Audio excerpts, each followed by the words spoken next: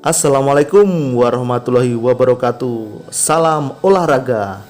Halo Sobat Guru PJOK Indonesia dimanapun Anda berada. Kita jumpa lagi dalam membahas materi latihan pretest PPG Daljab PJOK tahun 2022. Bagi Anda yang sudah mendukung channel ini, saya doakan nanti lulus pretest sesuai dengan yang diharapkan, selalu diberikan kesehatan dan dilancarkan rezekinya. Amin. Baik, kita langsung menuju ke soal. Yang tidak termasuk dalam gerakan senam lantai adalah A. Guling, handstand, dan meroda. B. Flip flap, kayang, dan tiger sprong. C. Kayang, tiger sprong, dan lompat tali. D. Handstand, guling, dan kayang. E. Sikap lilin, meroda, dan kip. Karena yang ditanyakan adalah yang tidak termasuk, maka jawabannya adalah C. Kayang, tiger sprong, dan lompat tali. Kenapa C? Karena di situ ada lompat tali. Lompat tali merupakan gerakan yang bukan bagian dari senam lantai.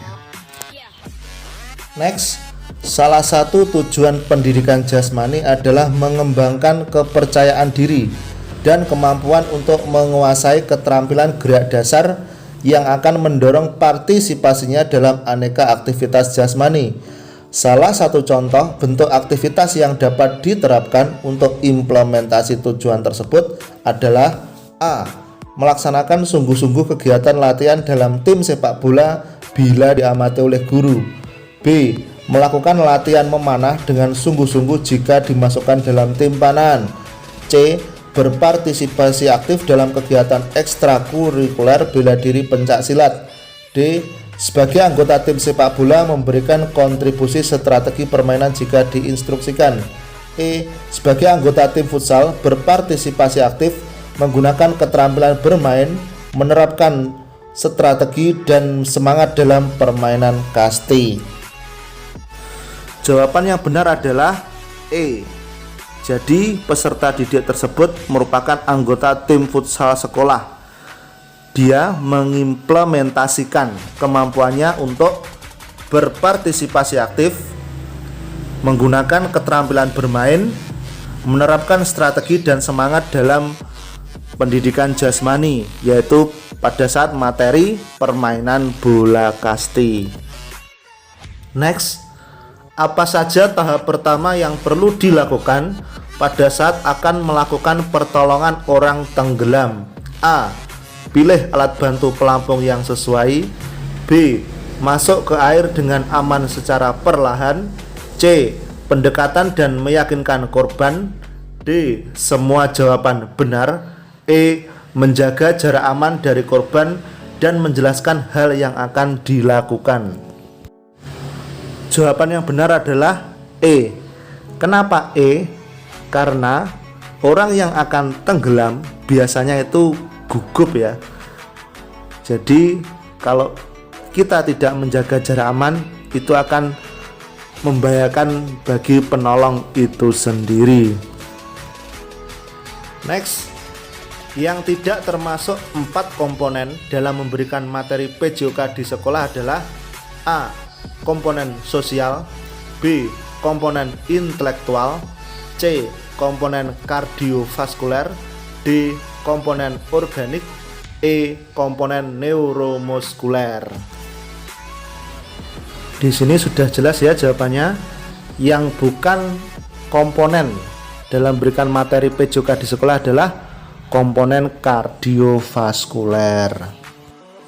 Perlu diketahui kalau kardiovaskuler ini merupakan suatu sistem yang secara umum berperan mengedarkan darah ke seluruh tubuh, sekaligus membawa oksigen dan zat gizi ke semua jaringan tubuh, serta mengangkut semua zat buangan. Sistem ini melibatkan jantung, pembuluh darah, dan darah. Next, gerakan-gerakan berpindahnya seluruh tubuh dari suatu posisi ke posisi lain dibedakan atas beberapa bagian, yaitu kecuali A. Menggerakkan tubuh secara keseluruhan di air. B. menggerakkan tubuh secara keseluruhan pada suatu alat yang bisa bergerak. C. Menggerakkan tubuh secara keseluruhan pada bidang yang miring. D. Menggerakkan tubuh secara keseluruhan dengan tumpuan permukaan yang padat. E. Menggerakkan tubuh secara keseluruhan pada bidang yang keras. Karena di sini yang ditanyakan adalah kecuali, maka jawabannya adalah C. Menggerakkan tubuh secara keseluruhan pada bidang yang miring. Karena pada bidang yang miring, hal ini akan menimbulkan kesulitan dalam melakukan gerakan. Next, pencak silat dari aspek olahraga terlihat pada kompetisi, terlihat dari pertandingan dan demonstrasi bentuk-bentuk jurus, baik untuk tunggal, ganda, atau regu. Oleh karenanya, aspek kebugaran jasmani yang dominan dalam pertandingan pencak silat adalah A. Kekuatan dan kelentukan. B. Kelentukan dan kelincahan. C. Daya tahan dan kekuatan. D. Kekuatan dan kecepatan. E. Kecepatan dan power. Pada pertandingan pencak silat, agar kemampuan jurus yang dikeluarkan dapat optimal, maka dibutuhkan kecepatan dan power atau kekuatan. Next, hal penting yang menjadi ciri pembeda utama antara pendidikan jasmani dan olahraga adalah A. Pendidikan jasmani memiliki fokus orientasi pada anak atau child oriented, sedangkan olahraga kompetitif pada materi latihan atau subject oriented. B. Olahraga kompetitif selalu dipertandingkan, sedangkan pendidikan jasmani tidak boleh sama sekali ada pertandingan. C. Pendidikan jasmani menitik beratkan pada sistem penilaian final score, sedangkan olahraga kompetitif gain score. D. Pendidikan jasmani memiliki fokus orientasi pada gerak atau movement, sedangkan olahraga kompetitif orientasi pada cabang olahraga. E. Pendidikan jasmani membentuk individu sesuai dengan kebutuhan fungsional cabang olahraga, sedangkan olahraga kompetitif tidak. Jawabannya adalah A. Dalam pendidikan jasmani memiliki fokus orientasi pada perkembangan anak didiknya, sedangkan pada olahraga kompetitif berfokus pada materi latihan yang tentunya menuntut anak untuk selalu berprestasi. Next, 4 tujuan pendidikan jasmani yang disampaikan Busher adalah sebagai berikut. A. Pengembangan sosial, mental, fisik, dan psikis. B. Pengembangan mental, motorik, sosial, dan psikis. C. Pengembangan fisik, mental, sosial, dan psikis. D. Pengembangan fisik, motorik, mental, dan sosial. E. Pengembangan motorik, psikis, sosial, dan fisik. Jadi di sini Busher adalah seorang ilmuwan yang menyampaikan 4 tujuan pendidikan jasmani, yaitu pengembangan fisik, motorik, mental, dan sosial.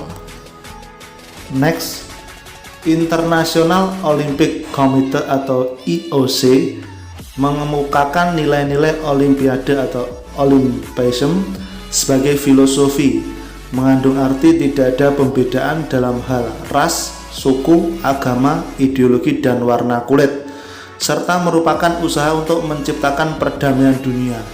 Komponen standar yang tidak termasuk sasaran pembentukan moral dalam Olympism adalah A. Kesempurnaan dalam performansi atau excellence in performance. B. Mengutamakan penampilan dan prestasi dalam berkompetisi. C. Pengembangan kualitas manusia atau human quality development. D. Berpartisipasi dengan kegembiraan dan kesenangan atau joy and pleasure and participation. E. Rasa hormat terhadap sesama atau respect for other nation, culture, religion, race, and individual. Karena yang ditanyakan tidak termasuk, maka jawabannya adalah mengutamakan penampilan dan prestasi dalam berkompetisi. Oke, next. Ada ungkapan dalam sistem nilai Olimpiasm atau Olimpiade, yakni prestasi olahraga bukan yang utama bagi atlet dalam suatu kompetisi, melainkan hasil dari proses keseluruhannya, yaitu terbangunnya kemuliaan diri yang merupakan kombinasi dan keseimbangan antara A. Kualitas dan keterampilan fisik atau skill, sikap atau kemauan atau attitude, dan kecerdasan pikiran atau knowledge sebagai visi misi hidup.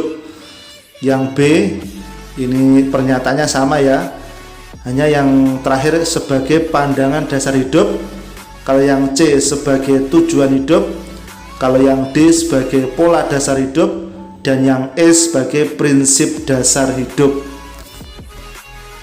Jawaban yang benar adalah E.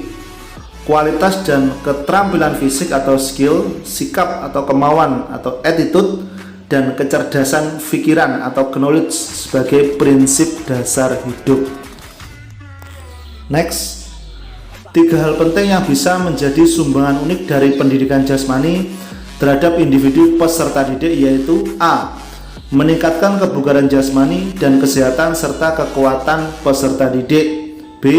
Meningkatkan kebugaran jasmani kesehatan peserta didik, meningkatkan kekayaan penguasaan keterampilan fisik, serta meningkatkan pengertian peserta didik dalam prinsip-prinsip gerak serta bagaimana menerapkannya dalam praktek. C. Meningkatkan kebugaran jasmani dan kesehatan serta daya tahan kardiovaskuler peserta didik. D. Meningkatkan kebugaran jasmani, kesehatan, dan keterampilan peserta didik. E. Meningkatkan kebugaran jasmani, meningkatkan derajat kesehatan dan kecerdasan peserta didik. Jawaban yang benar adalah meningkatkan kebugaran jasmani, kesehatan peserta didik, meningkatkan kekayaan penguasaan keterampilan fisik, serta meningkatkan pengertian peserta didik dalam prinsip-prinsip gerak serta bagaimana menerapkannya dalam praktek. Next, hasil riset terakhir menyatakan Teaching Game for Understanding atau TGFU adalah model pembelajaran yang cocok diterapkan dalam materi yang tergolong permainan dan olahraga di sekolah.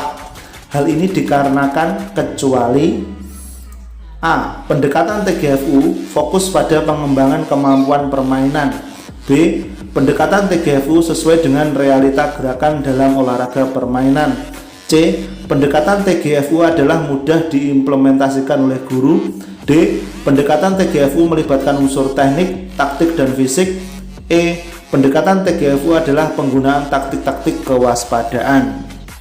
Karena yang ditanyakan adalah kecuali, maka jawabannya adalah pendekatan TGFU adalah mudah diimplementasikan oleh guru. Next, dilihat dari karakteristik seni bela diri pencak silat mengandung aspek mental spiritual, seni budaya, bela diri, dan olahraga.